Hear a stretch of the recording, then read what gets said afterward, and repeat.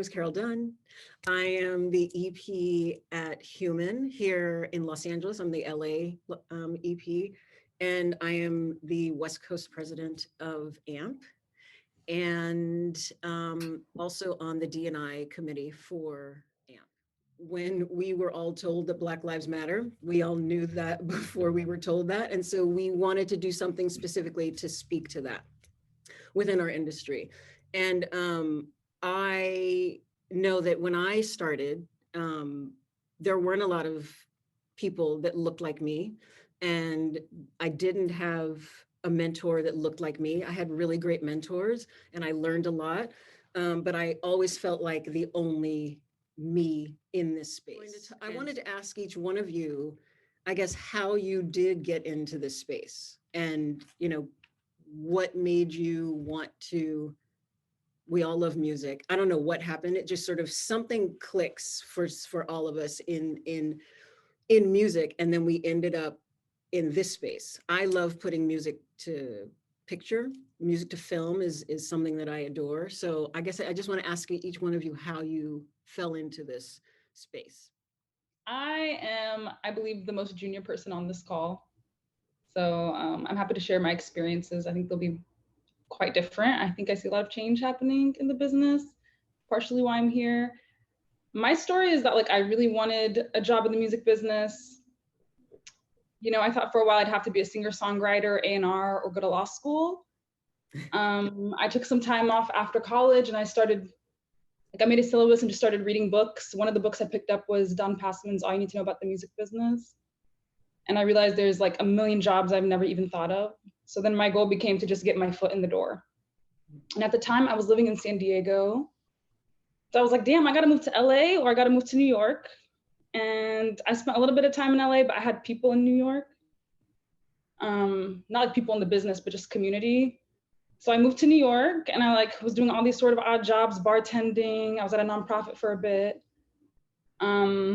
And then one day I was on the subway and I was going to Williamsburg randomly. You have to take the L train, and my friend was saying 2 days before, never take the L, never take a loss. The L train's really unreliable. And so I'm waiting for the L train maybe 10 minutes, and there's 200 people on the platform just waiting. And I start Googling, and there's a website called istheltrainrunning.com. And it's the L train is suspended till 6 a.m. And I look around at all these people and I'm like, hey y'all, the L train's suspended till 6 a.m. And there were two people standing next to me. One is Richie Marcello, who is now in the sync department at AWOL. He's running AWOL, fantastic person. And the other one is Spencer Ludwig, who is a singer, really great singer-songwriter. And they were having a conversation and they turned to me and they were like, thank you so much. We would have been here all night. We start leaving the subway. They're like, let's get an Uber. Where are you going? And they say McCarran Park. And I'm like, I'm going over there. These two young, handsome people aren't going to hurt me. Hey, can we split an Uber? I get in the Uber and we just start talking about music. And I'm asking a lot of questions. We follow each other on Instagram. I DM him, so nice to meet you on Instagram. Richie's email me right now. I emailed him right then. He's apply for this job right now. And I applied for the job right then. And I snuck out of work 2 days later and I interviewed with Julie Hurwitz, the co-founder of partnerships at Cobalt. Yeah. And people always say they say preparation and opportunity equals success. And I just have been reading and preparing and going to panels and showing up at all these places. And so whenever I got in the room with Julie, I was like, this is it, it's now or never. And I it's I gotta get this shit. And Julie was she hired me and she was like, I'm gonna know if you can do this on the first day. She's like, if you can't do this, I'm gonna send you home. And I was like, bet. She became my mentor and my boss. And that was my foot in the door. I was like, I jumped. And I've hired so many interns or brought so many interns on that just cold emailed me or cold called me because that person really wants it and they're not shy and they're gonna just attack the job the way you would want them to attack the job. I'm kind of very similar in that I just didn't know that the job that I do, music supervisor, existed. What I was really clear on was that I didn't know how to play an instrument. I can't sing a note. And I just thought, I'm never going to work in music because I can't do these things. But I knew I wanted to work in production. And so when I was working in production a million years ago, there used to be something called music videos. And I was working in music video. And to me, I thought that was great. That was the closest I was going to get.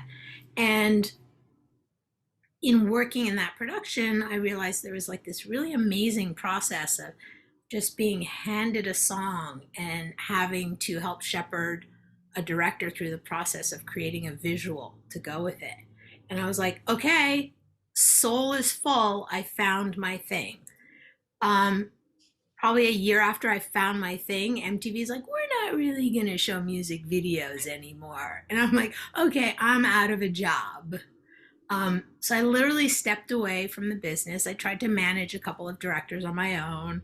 Um, and then a very good friend of mine, Jennifer Piken, is a music supervisor.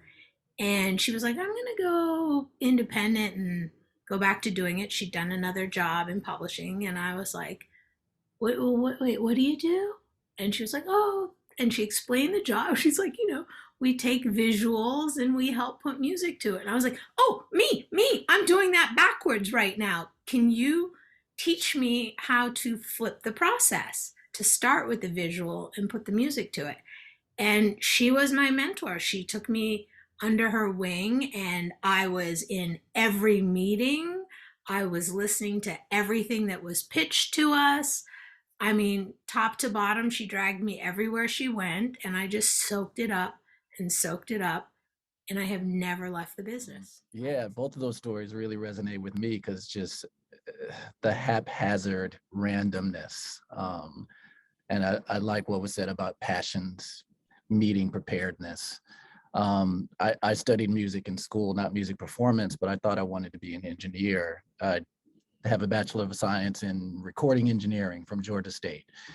And obviously couldn't find a job doing that. And this, mind you, this is around 1995. So I'm kind of dating myself.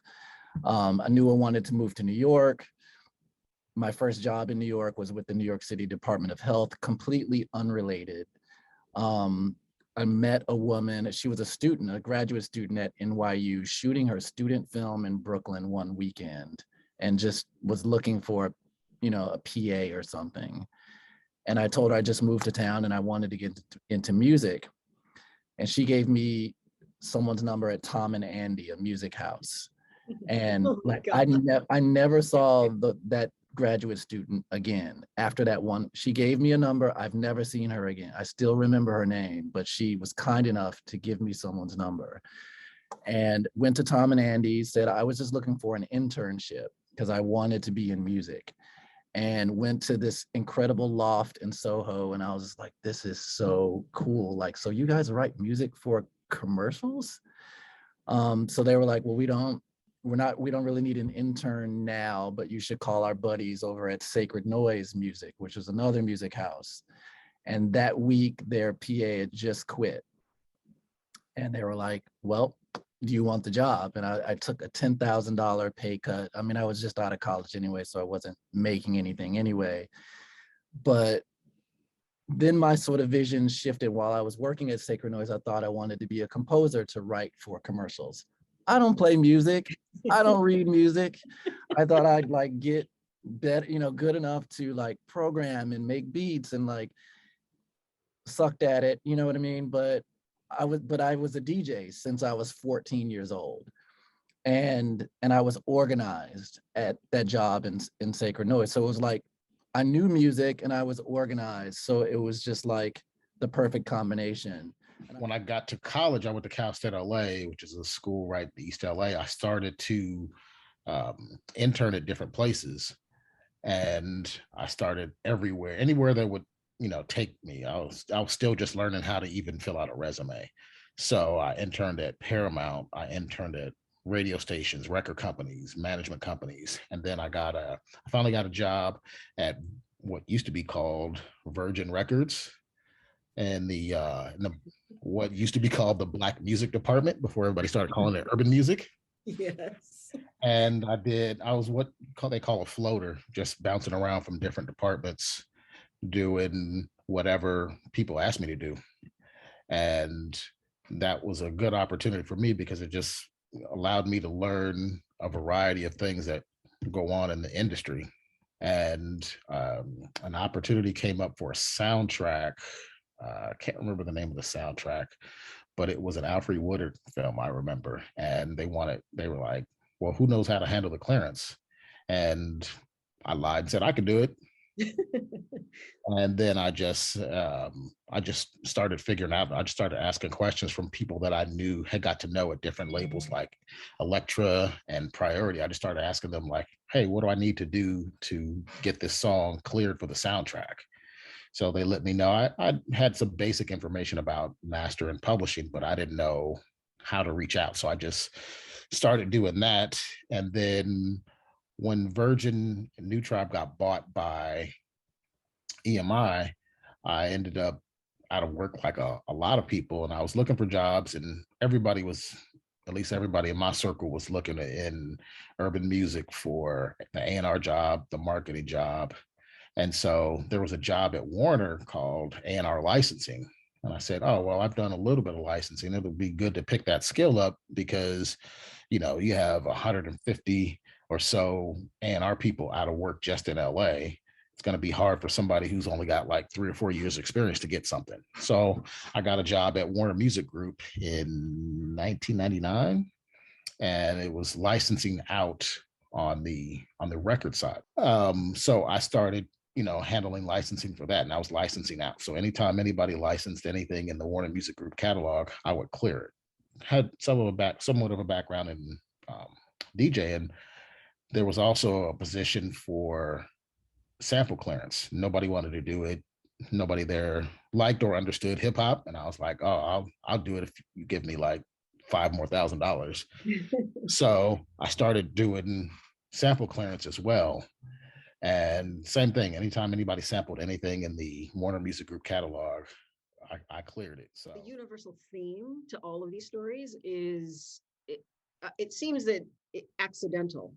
It was like there was an accidental meeting or an accidental job or accidentally giving people advice on the L train stop. So I think what has also happened on these, when we have these panels, is that we tell people that it is about networking and just asking and doing. And do you find that people reach out to you? Do you find that, are you running into people on the L train? Do you know what I mean? I feel like our worlds, while they have grown in a way with, there was I didn't have a cell phone or the internet or trying to figure out how to do this. It was all picking up the phone and calling and doing. Are you finding that people are able to reach out to you and there is opportunity for people in your space?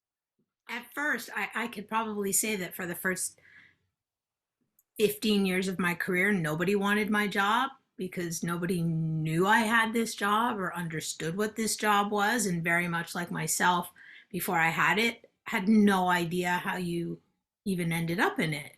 Yeah. Now, I don't think a week goes by that I don't get an email where someone's like, can you talk to my nephew? Or can you, explain how you got started or whatever, and how you do your job. That's my favorite. Like, can you tell me how you do your job? Or can you explain it to someone? And not that I think we're doctors, but like, would you ever ask a doctor to have one conversation with you to explain to you what he does for a living? Right. Like it's involved and it's Yeah. not summed up in one conversation. Right. So a lot of people do ask, but the good news is in the years since I started, there has been an evolvement in terms of available education. Now there's multiple universities and colleges that will offer non-credit courses, so anybody can sign up for them. So there's always that way to educate yourself. I'm the VP of the Guild of Music Supervisors. We do a tremendous amount of panels, and they are available for free on our YouTube channel. So now when I get the can you talk to my nephew, I literally reply back with the link to the YouTube page. And I'm like, have at it. There's like 50 here. Everything. You want to hear how the coordinator's bumped up. You want to, all of it is there. So I think a lot of people want to do it, and there's a lot of ways to sort of get your foot in the door. I think the bigger challenge is to keep your foot in the door. You go for a spotting session, you're in the production office. Don't just leave. Go to the kitchen. You're going to run into a writer. Start talking to the writers. Stop by the edit bay. Yeah. Stop by and talk to everybody. And I realized more and more as I talked to people that there was a portion of what I was doing, my component, that had a ripple effect in everybody else's departments. And I could only do my job really well if I understood that. And that was like just self-education. So even if somebody's not already a supervisor, ask questions, talk to people, even if they're adjacent to what you want to do. Chances are what you want to do touches what they do. And Panels like this and ones like it are super important for people outside of this industry to understand what other jobs are out there, because when someone says to me, I want to do A&R, I'm just like, that A&R, I'm going to go out on a limb and say A&R doesn't exist anymore in the traditional way that you think that it exists at a record label, at a publisher. TikTok is A&R these days. YouTube is it. So like there's so many other ways to discover music, and so that job may not be the job that you think it is. And similarly, with say music supervision, I think what people's ideas of what a music supervisor is might be different than what the actual job is. So talking to people that like, it's not only about knowing music, like knowing music is level A, like lots of people love and know music. It's also about existing in a corporate function, being able to deliver clear and concise creative direction, being able to give feedback, like all of these sort of more like producer roles and skills that people may not think of. And it's a lot of paperwork, a lot of stuff that isn't fun, a lot of stuff that isn't sexy. So like, I think it's important to demystify a lot of what we do as well. People out of becoming music supervisors, because everybody wants to be a music supervisor. And to your points, I say, learn the contract side, be somebody that knows how to negotiate and break down a contract and knows about rights and 3/4, all the things, all the words that everybody says and talks about, but nobody really understands it fully 100%. So I'm always trying to tell people that that's what they should get into, that, do that, because nobody wants to do that. And everybody needs you. Everybody needs you, one of you on their team. Yeah, nobody ever hires me because they go, oh, I heard you had really good taste in music. And by the way, some people might wear that as a badge of honor, I'm a real tastemaker. But then you're really giving yourself a narrow field to work in, because if you only know this much about this one genre of music, well, have at it. But then that's all you get. Yeah. If you understand all the components to succeed in this job, I can tell you, I'm not good at any one thing. I'm good at a lot of little things. Yeah. And whatever I don't know, I hustle and I go out and I learn it. That's where I'm smart. It was all the work that nobody wanted to do. It wasn't the cool stuff. It wasn't, marketing or A&R. At that time, nobody cared about sync. It was like the cherry on top because people were selling records. So you had to read agreements, you had to read through rights and restrictions and, learn coupling rights and all this really boring shit that I enjoyed. But most people when they say they want to get in the music industry, don't want to do that. So to the people who are asking, how do you learn about the contract side? There are always jobs opening at record companies, publishing companies, studios, networks for those jobs, because nobody wants to do them. It's not the sexy job, but it's a vital job. And it's one that, I know people who have worked on that side for 35, 40 years because you need those people. So we have lawyers, we have a talent team. There's like so much fine print. And sometimes I'll be reading through something and I'm like, wow, I could go to law school, It takes a lot of skills. Like listening to all of y'all, it's what I'm going through right now. Like I'm a fresh producer. And what I'm realizing is that I don't think I've had another job that's taken every single one of my skills. Like my communication skills are sharpening, my research and development from university, like I'm exercising every day. My time management, my organizational skills. And I mean, I got my foot in the door through being an assistant and having a mentor and doing a lot of work that I didn't think really was gonna like be, I knew it would help me, like it would be relevant to my career and like help me find like the building blocks, but I didn't realize how many of those skills I would be using every day now. You can assist anyone in any sync department, or, you know, do the not sexy jobs, the boring seeming jobs. Or get an internship in that. I don't know, Yeah. I don't know how old these people are that are asking, but if you are at a place where you could do an internship, that's a great department to get an internship in, because you will get to read every contract. You'll see everything coming through. You'll hear them talking about what's happening or what's wrong or how to fix it. And that is priceless information. You know, once you step outside of the traditional music business and you move into, say, a Netflix, Apple Music, Spotify, these companies that are just that exist in non-traditional space, entertainment spaces, then you really get to do cool, very cool stuff in the contract space. Like, wow, we've never done this before. We are a movie streaming company that needs to utilize music. How do we do this? Like, it just becomes, you get start stringing all these pieces together to make it connect. And that's when it really gets fun. And that is a music job. It doesn't have to be marketing, A&R, creative, but it still is super fun and super interesting. I lean on those folks every day. Yeah, in the same breath, I feel like as the music industry expands, there's all these new medias like Fortnite and Roblox and the metaverse. And like people are really like, people make things up as they go, right? And like we have to adapt and change and find out the rules and like how to make music exist in these spaces in a fair way for artists that follow the rules that are legal. And like, if you jump in, you can be a part of like drawing that new landscape. It's really interesting.